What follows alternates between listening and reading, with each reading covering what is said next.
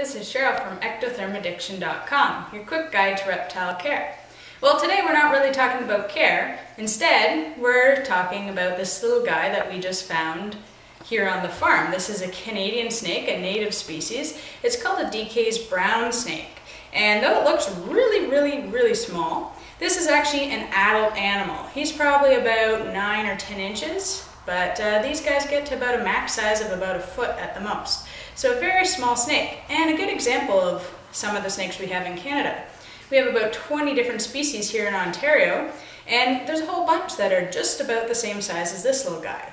You know, things like the smooth green snake and the ring-necked snake and the red-bellied snake, they're all really tiny little guys. Even when you go up a notch and look at some of Canada's medium-sized snakes, like the garter snake and ribbon snake, water snake, things like that, they're all pretty small snakes. And actually, this is actually an adaptation to living up in the cold weather, in the cold climate of Canada. Because the smaller your body is, the faster you warm up. That's why we have no big snakes like pythons and boas here in Canada. We do happen to have one boa. It's called the rubber boa out in BC, but it's a small little boa, not the ones you normally think of that you'd find in South America or that are kept as pets.